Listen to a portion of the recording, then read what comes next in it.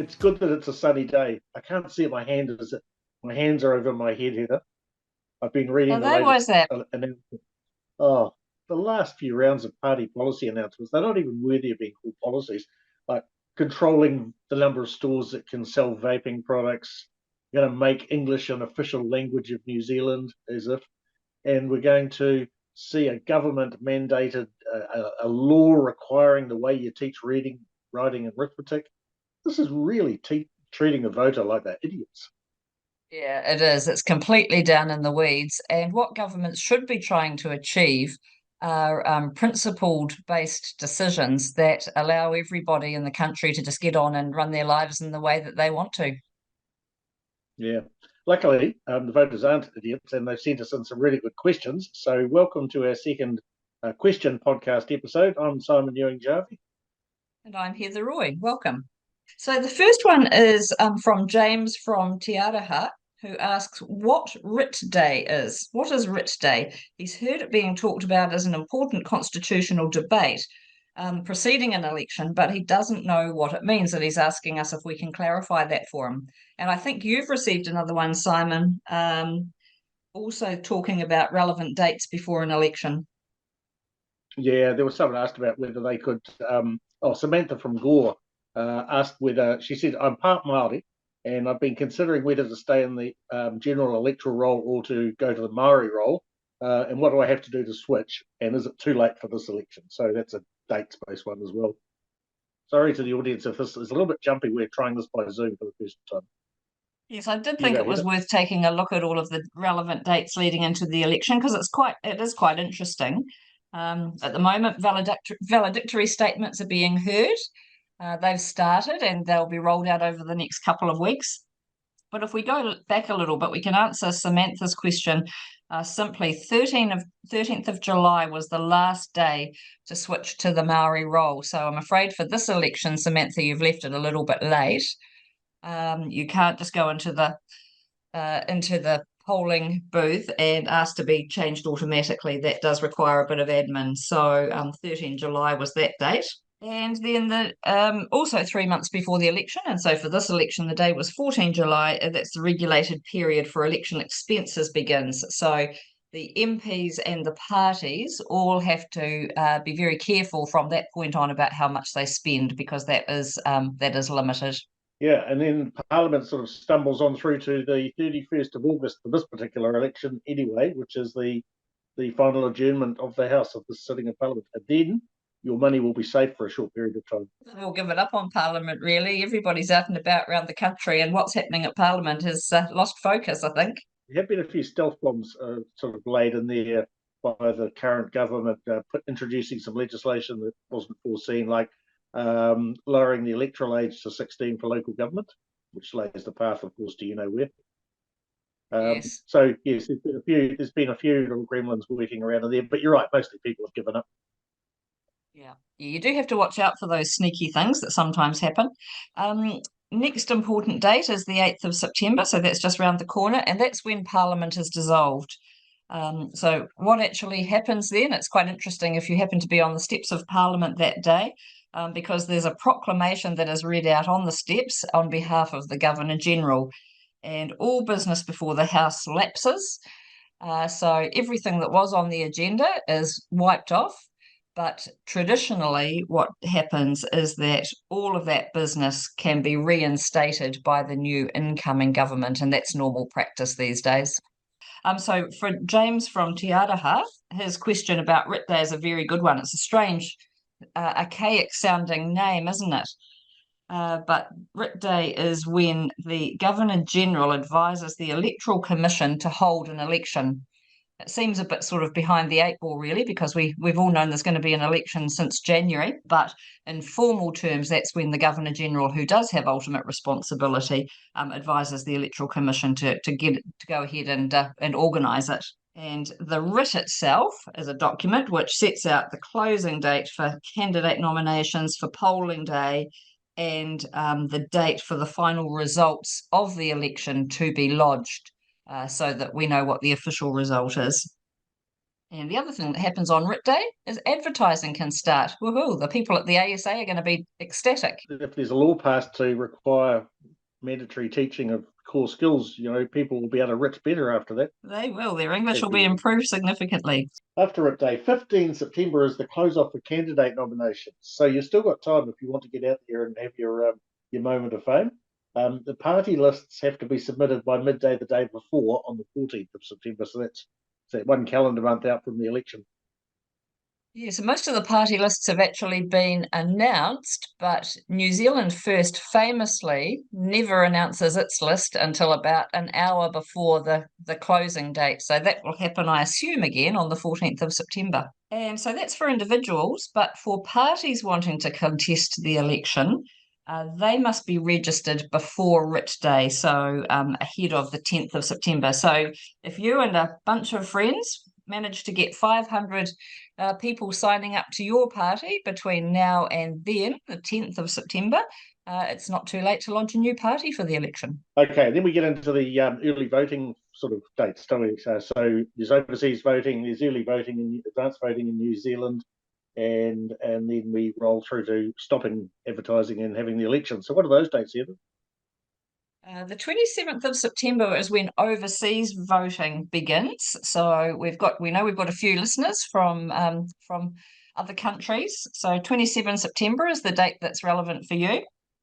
And then back here in New Zealand, 2nd of October is when advance voting begins. So the polling booths will be open in that 2-week lead up to the election. And if the last two elections are anything to go by, the bulk of people actually do vote ahead of election day. That's tricky for parties for putting out their policy, isn't it? So it means you have to have substantially delivered your policies by the time that early voting starts. Yes, and when I was still in Parliament and you were campaigning too, Simon, lots of policies were rolled out in that last 2 weeks because that's when parties thought that voters were listening hardest. So election day, 14th of October, the polls will be open from 9 a.m. till 7 p.m. and then we should have some indicative results rolling out from about 8 o'clock. There's no actual time for which a government has to be formed. They can keep on going, for weeks and weeks and weeks, as has happened in the past, trying to sort out a coalition. Hopefully that won't happen this time, but it has in the past, especially when Winston comes to town. When Winston Peters is involved, the negotiations do seem to take forever. 7 weeks, I think, was his record. And then he sort of got it down, managed to whittle it down to 5 weeks for one election. If he's not involved, things happen pretty quickly. Let's move it along to question number 3. Tom from Palmerston North, obviously a defence question, this one. He said, you might have once expected National to be hawkish on defence, but repeated comments from the Blue Caucus suggest that they would privilege trade over national security and move New Zealand closer to China than our traditional security partners are. Do you think National can be trusted to navigate security issues according to the country's democratic values? That's a big question, but a very important one. Yeah, I mean, in an ideal world, trade and issues of national security should be considered together. You can't advantage one over the other. From the ultimate response, really, I think, is that national security has to be paramount, and trade, the principles that you engage with in trade and the trade partners that you're considering must fall broadly into your value set. And I think that's where Tom is concerned because of the events happening in Asia at the moment.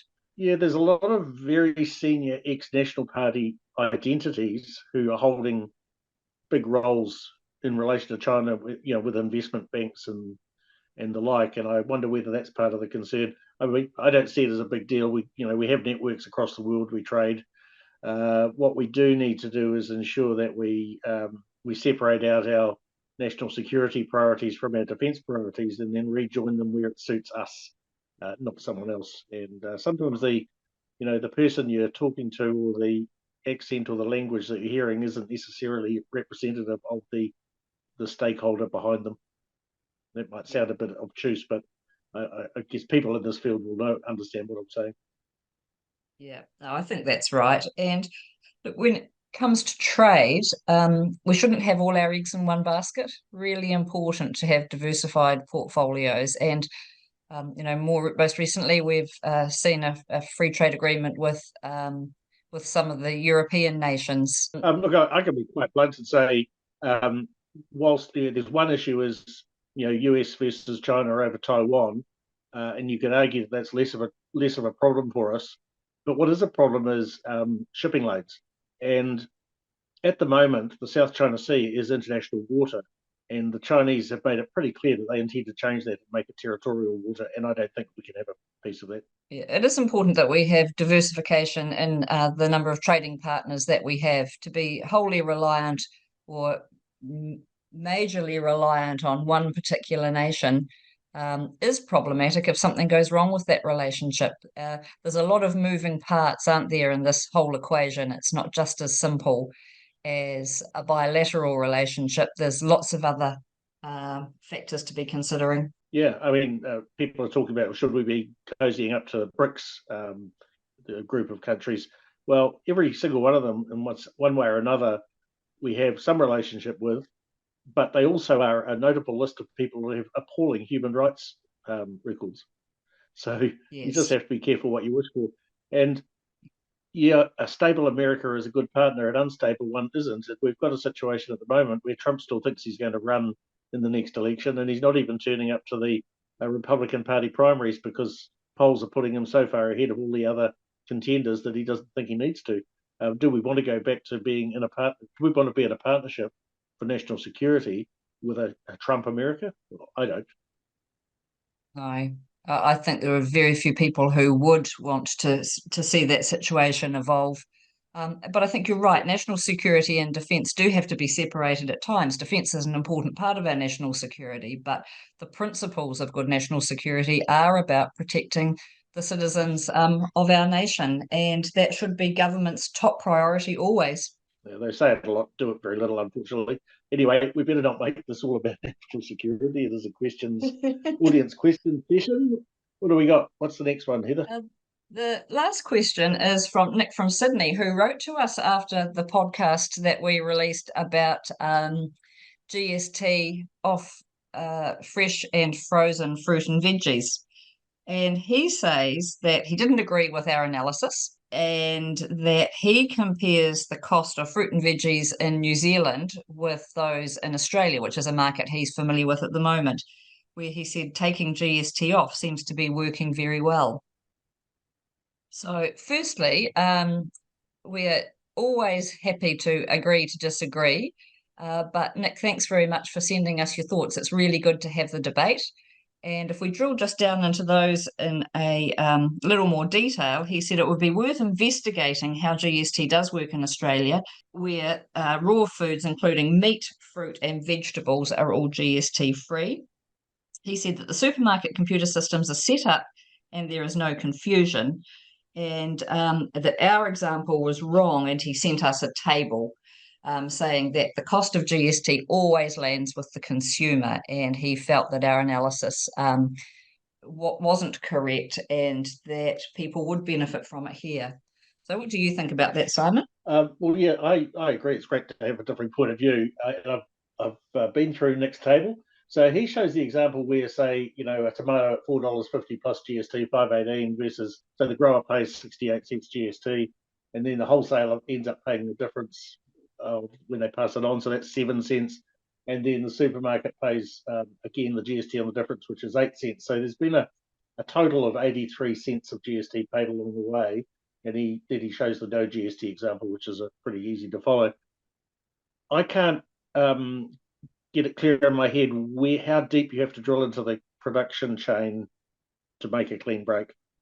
From the cost of labour, the cost of petrol, and we've got a situation where farmers in New Zealand have to fill out a form to get the road tax back off the diesel that's burnt in their tractor on the farm, and I'm in favour of a simple tax system with less churn, and that's my, numbers notwithstanding, that's my primary concern, is that there's no clean break in this supply chain for where GST applies or not. Yeah, if the costs are loaded up with the producer, it's completely counterproductive because in order to make the same amount of money, they will need to pass additional costs onto the consumer, and it all starts getting really messy. But I just come back to the fact that I think that what we need to do here is separate the GST out from helping vulnerable consumers. And so when the policy was announced, there was some thinking that the average cost saving for a family would be about $4 a week, $4 something a week. But when the numbers were looked at again, it transpires that they'll save $2.18 a week by doing this. And I just think there's much better and more targeted ways of helping those families that are struggling. A tax cut, for example, would give them much more money than $2.18 a week, and they could decide for themselves where they wanted to make any savings, or where they wanted to spend that extra money. No two families are the same, and those that are best placed to decide for themselves how their income is spent are them. So I think that this is messy and sounds like a lovely policy, and we'll give some people money back, but actually, let's just give them money back that they can decide for themselves how it's going to be spent. That's the end of our time because I've only Thanks for got the 40 minutes. questions. They were really good. Generated some very good discussion. Yeah, and if you want to send some more questions in, you can send them to us on our contacts page at TorquePoint, TORQUE, torquepoint.co.nz, or on social media. You'll find us on Facebook and Twitter and the like. Thanks for joining us. I'm Simon Ewing-Jarvie. And I'm Heather Roy. Talk to you soon.